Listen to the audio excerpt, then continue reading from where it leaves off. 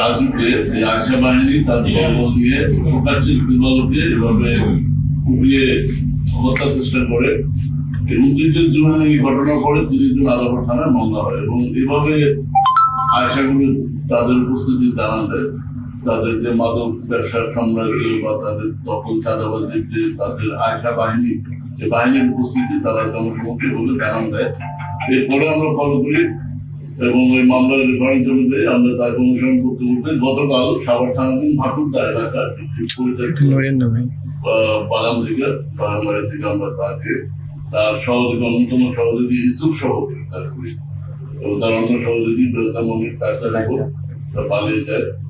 তো যেটা বলছিলাম এর বিরুদ্ধে বিভিন্ন আদালত মোহাম্মদপুর এবং পার্শ্ববর্তী থানা সমূহে 8টি মামলা আছে। এর মধ্যে হত্যা চেষ্টা মামলা, ডাকাতির চেষ্টা, ছিনতাই এবং চাঁদাবাজির মামলা রয়েছে। তো আমরা এই আয়সা গ্রুপ সহ আমরা জানেন যে আমাদের এই সন্ত্রাস বিরোধী অভিযান, কিশোর গ্যাং বিরোধী অভিযান এবং মাদক বিরোধী অভিযান আমাদের অব্যাহত থাকবে। আপনারা জানেন আমরা এই জেনেভা ক্যাম্পের চুয়া সেলের মধ্যে চোরা সেলিম এদেরকে আমরা আইনের আওতায় নিয়ে এসেছি এবং এই জেনেভা ক্যাম্প আমরা বারবার বলি যে একসময় মাদকের সরবরাহ ছিল, আমরা নিয়ন্ত্রণ করতে পেরেছি। এখন কিছু আছে এটা আমাদের নজরদারিতে রয়েছে।